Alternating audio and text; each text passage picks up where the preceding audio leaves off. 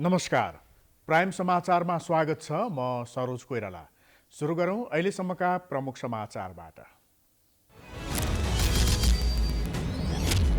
मुलुकको अर्थतन्त्र दबावमा रहे पनि सङ्कटग्रस्त अवस्था नरहेको अर्थमन्त्री शर्माको भनाइ। देश श्रीलङ्का बन्छ भन्नेहरूलाई राष्ट्रघातीको संज्ञा।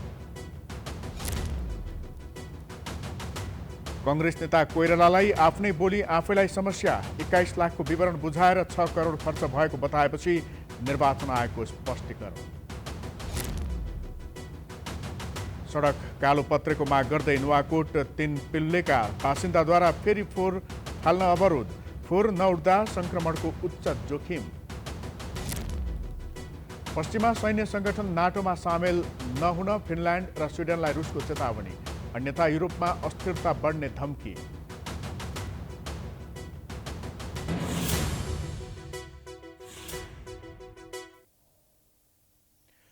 अब समाचार विस्तारमा। नेपालको अर्थतन्त्र कमजोर अवस्थामा पुगेको छ। यही बेला सरकारले गभर्नरलाई कारबाही प्रक्रिया अगाडि बढाएपछि अर्थमन्त्रीको आलोचना भइरहेको छ। यस्तो बेला अर्थमन्त्री जनार्दन शर्माले अर्थतन्त्रबारे उब्जिएका प्रश्नहरूको जवाफ दिएका छन्। एक रिपोर्ट। अर्थमन्त्री जनार्दन शर्माले नेपाल राष्ट्र ब्याङ्कका गभर्नर महाप्रसाद अधिकारीमाथि गरिएको कारबाही कानुन सम्मत भएको बताएका छन्। सोमबार अर्थ मन्त्रालयमा पत्रकार सम्मेलन गरेर मन्त्री शर्माले अधिकारीले अर्थतन्त्र कमजोर बनाउन भूमिका खेलेको सङ्केत गर्दै छानबिन समितिको रिपोर्ट आएपछि धेरै कुरा प्रष्ट हुने बताए। गभर्नरको बारेमा उठेको प्रश्न हो, यो हामीले राष्ट्र ब्याङ्कको ऐनको प्रावधान अनुसार नै हामीले गरेका हौँ। यो कानुन सम्मत कुरा नै हो, तर किन गरियो भन्ने बारेमा छानबिन गर्न हामीले उहाँलाई अहिले एउटा छानबिन गर्ने एउटा कमिटी बनाएका छौँ। उसले छानबिन गरेर हामीलाई रिपोर्ट दिनेछ। त्यो रिपोर्टले यी सबै प्रश्नको जवाब दिनेछ। त्यसकारण छानबिन कमिटी गठन भएको हुनाले छानबिन कमिटीलाई काम गर्न दियो भने 1 महिनाभित्र सबै कुराहरू तपाईँहरूको सामु आउँछ। अर्थमन्त्री शर्माले नेपालको अर्थतन्त्र श्रीलङ्काको जस्तै हुन्छ भनेर अफवाह फैलाइएकोमा आपत्ति जनाएका छन्। यसरी अफवाह फैलाउनु राष्ट्रघात भएको शर्माको भनाइ छ।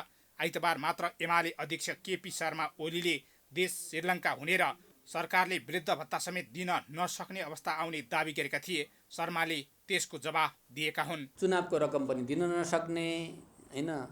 अब कुनै विदेशी यसो पानी खाएर हुर्केका केही नागरिकहरूको कुरा सुन्यो भने वृद्ध भत्ता पनि दिन नसक्ने है कुरा, यो कुराहरू त गर्न सकिन्छ, भन्न त छुट छ नि त, भन्न त पाइयो नि त। तर चुनावको लागि हामी सबै तयारी गरेका छौँ। सबै हामीसित बजेटको व्यवस्था गरेका छौँ, उपलब्ध गराएका छौँ हैन। उहाँहरूलाई जुन दिन चाहिन्छ त्यही दिन भुक्तानी दिने प्रक्रिया अगाडि बढिसकेको छ। सबै स्रोत सुविस्ता भइसकेको छ, पैसा निकासा भइसकेको छ। नपुग्ने रकम माग भएकोमा पनि नपुग्यो भने अरू दिने प्रतिबद्धता हामीले गरिसकेका छौँ। मन्त्री शर्माले अर्थतन्त्रका सूचकहरू सार्वजनिक गर्दै अर्थतन्त्रलाई नियमित गतिमा चल्न दिनुपर्ने बताए। उनले सतर्क भएर जान अर्थ मन्त्रालय लागेको भन्दै सङ्कट टार्न विभिन्न निर्णयहरू गर्न मन्त्री परिषदमा प्रस्ताव पुगेको बताए। पेट्रोलियम पदार्थ व्यवस्थापनका लागि सरकारी सुविधाको इन्धन खर्च कटौती गर्ने प्रस्ताव मन्त्री परिषदमा गएको उनले बताए। पेट्रोलियम पदार्थको खपत 20% कम हुने गरी कटौती योजना बनाइएको अर्थमन्त्री शर्माले जानकारी दिए। विलासिताका वस्तु आयात निरुत्साहित गर्ने, रेमिट्यान्स बढाउन श्रमिकहरूको सञ्चित लगानी कोष स्थापना गर्ने र विदेशमा रहेका कामदारलाई आइपिओ र एफपिओमा कोटा छुट्याउने निर्णय पनि मन्त्री परिषदमा गएको उनले बताए। बाह्य क्षेत्र बिग्रेकाले त्यसका लागि पहल गरिएको मन्त्री शर्माले बताए।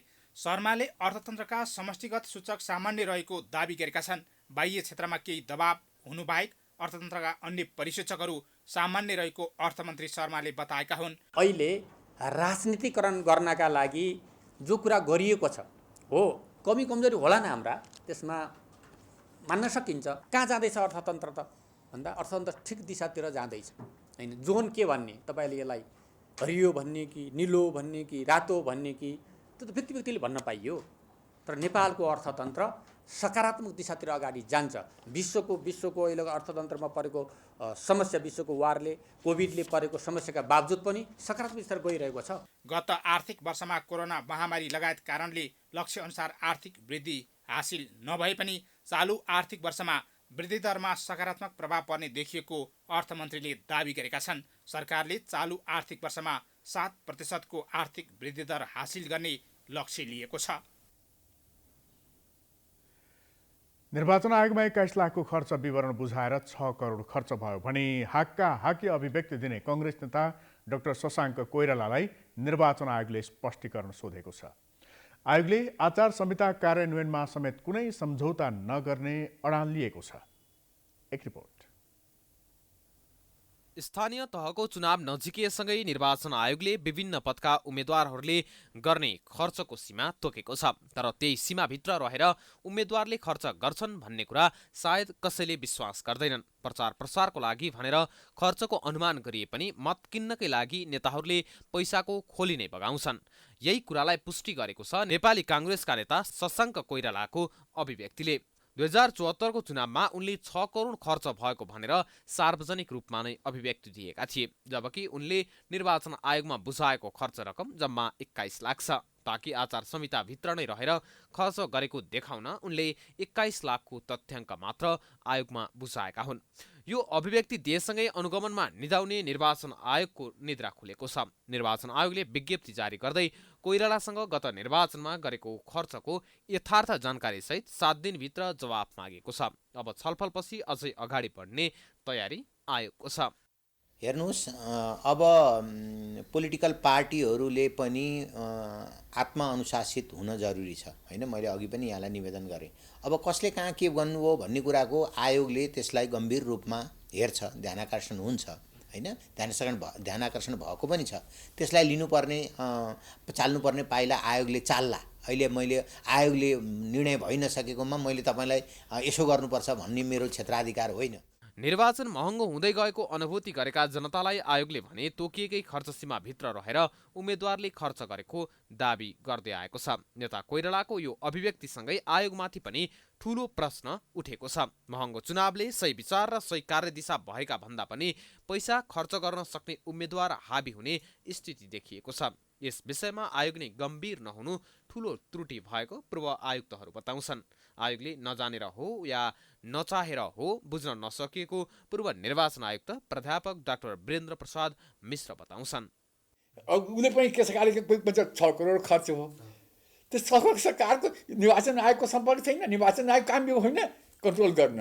उसको काम के छ भने जो प्रचार प्रसारमा खर्च निको निर्वाचनकै अब कोही जग्गा गएर बाटो बनाइदिन्छ, त्यसको लागि जवाबदेही निर्वाचन आयोग त छैन नि। त्यसलाई त आचार संहिता छ, त्यो निकायहरूले के छ। म त्यही भन्छु कि आचार खर्चको एउटा सीमा निर्धारण पनि व्यावहारिक हुँदैन कि भएको छैन कि। दोस्रो के छ भने उसको सर्टकरीमा दुईवटा कुरा भन्छु। दोस्रो कुरा के छ भने उसको जुन खर्चको जुन हेर्ने हो त्यही हेर्नुपर्छ। निर्वाचन आयोगले आचार संहिता उल्लङ्घन गरेको उजुरीका आधारमा नेकपा एकीकृत समाजवादी पार्टीलाई पनि 3 दिने स्पष्टीकरण सोधेको छ। चैत 26 गते काठमाडौँको भेरकोटी मण्डपमा भएको सभामा निर्वाचन आचार संहिता उल्लङ्घन भएको भनेर उक्त पार्टी विरुद्ध उजुरी परेको थियो। हरेक निर्वाचनमा आयोगले आचार संहिता लागू गरे पनि त्यसको अक्षरंश पालना भने हुने गरेको छैन। निर्वाचन आयोगले जुनसुकै चुनावमा पनि चुनावलाई मितव्ययी र कम खर्चिलो र कम भड्किलो बनाउनको लागि भनेर विभिन्न आचार संहिता जारी गर्छ, खर्चको सीमा तोक्छ। तर त्यसलाई चुनावको समयमा भने ठाउँ ठाउँमा गएर अनुगमन गर्ने र आचार संहिता र चुनावी खर्च तोकिएको खर्च सीमाभन्दा धेरै खर्च गर्नलाई कारबाही नगरिदिँदा जसले पैसा खर्च गर्छ त्यसैले नै चुनाव जित्ने परम्परा जस्तै बनेको छ। यसले गर्दा राम्रा उम्मेद्वारहरू सधैँ पछाडि परिरहेका छन्। प्राइम टाइम्स टेलिभिजनका लागि क्यामेरामा अमृत भट्टका साथमा डेभिड पाण्डे, निर्वाचन आयोग, काठमाडौँ। समाचारको सिलसिला अझै जारी छ। हामी विश्रामपछि आउँछौँ। बाँकी समाचारको साथमा गर्वैदेखि बलियो भूगर्भ सिमेन्ट, मेगा बैंक नेपाल।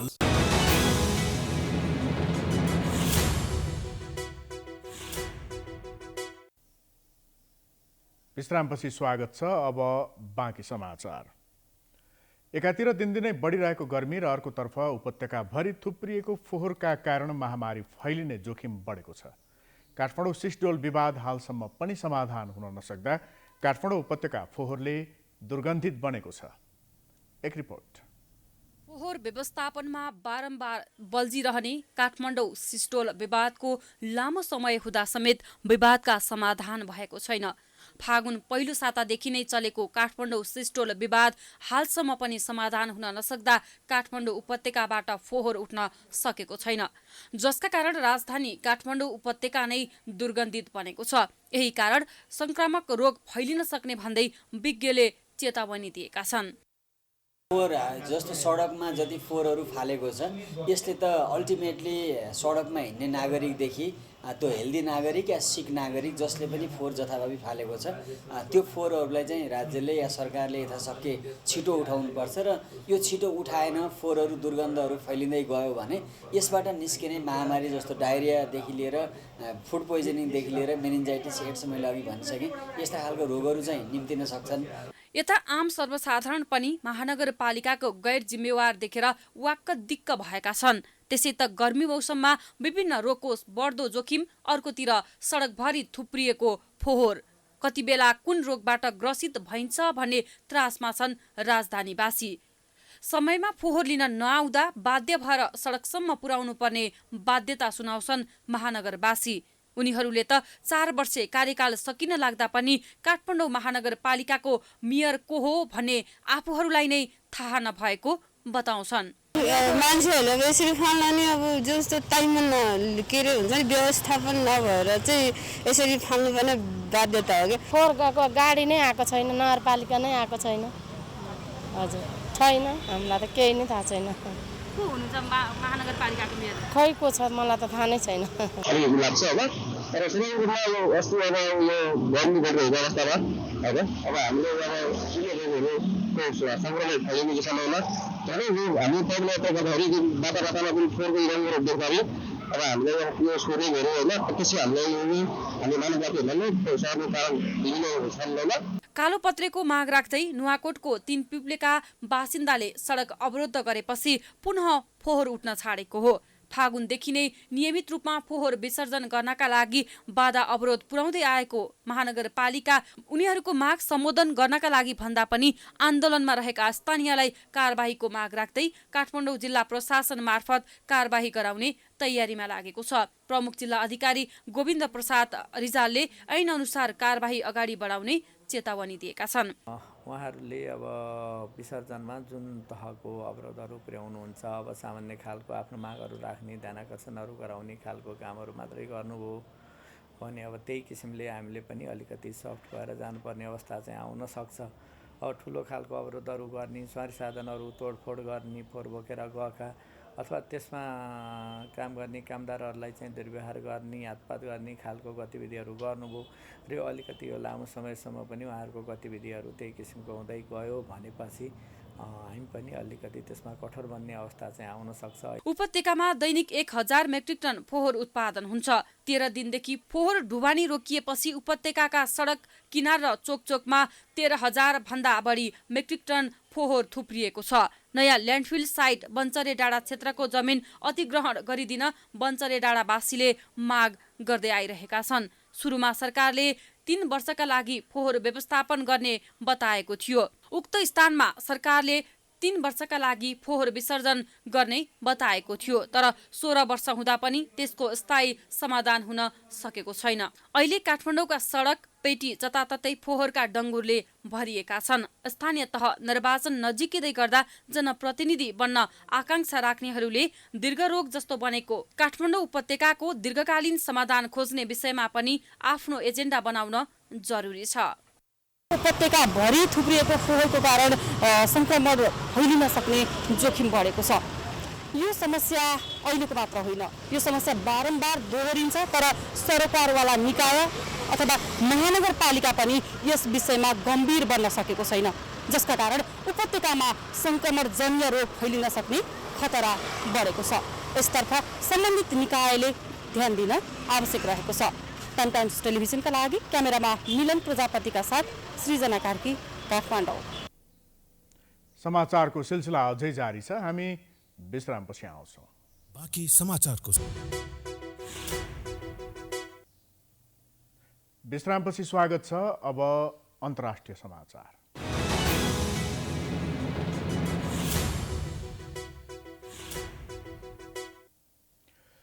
रुसले पश्चिमा सैन्य सङ्गठन नेटोमा सामेल हुने तयारीमा रहेका फिनल्यान्ड र स्विडेनलाई चेतावनी दिएको छ। रुसले नेटोमा सामेल भए युरोपमा स्थायित्व नआउने भन्दै फिनल्यान्ड र स्विडेनलाई धम्क्याएको हो। रुसी राष्ट्रपति कार्यालयका प्रवक्ता डिमित्री पेस्कोभले नेटो सङ्गठन टकराव निम्त्याउने माध्यमका रूपमा रहेको आरोप लगाएका छन्। रुसले गएको फेब्रुअरी 24देखि युक्रेनमाथि सैन्य आक्रमण गर्दै आएको छ। युक्रेन नेटोमा सामेल हुन नहुने माग रुसको रहँदै आएको छ, तर युक्रेनमा रुस रणनीतिक रूपमा विफल भएको र त्यसले नेटोको विस्तार हुन सक्ने अमेरिकी रक्षा मन्त्रालयले बताएको छ। यही परिवेशमा फिनल्यान्ड र स्विडेनले पनि नेटोको सदस्य बन्ने सम्भावनाबारे छलफल थालेका छन्। रुसले भने त्यसप्रति गम्भीर आपत्ति जनाएको छ। आउँदो जुनको सुरुमा फिनल्यान्ड र स्विडेनको नेटो सदस्यबारे छलफल हुने जनाइएको छ। उनीहरूको सदस्यता स्वीकृत भएमा नेटोमा सामेल देशहरूको सङ्ख्या 32 पुग्नेछ। गएको हप्ता यो विषयलाई लिएर नेटो नेताहरू र फिनल्यान्ड तथा स्विडेनका विदेश मन्त्रीबीच छलफल भएको थियो। अब खेलकुद समाचार।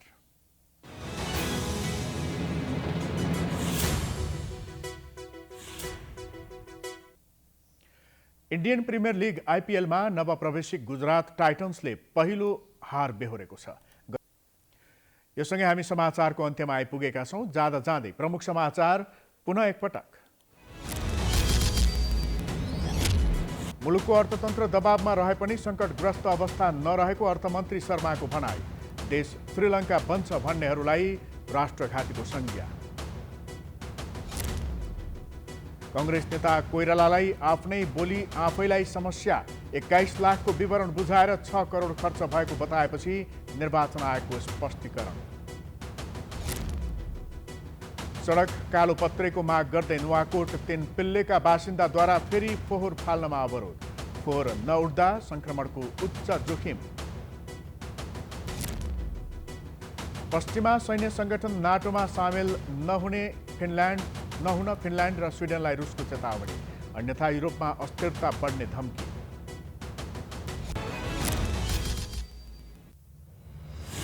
समाचार अहिलेलाई सकियो। हेर्दै गर्नुहोला प्राइम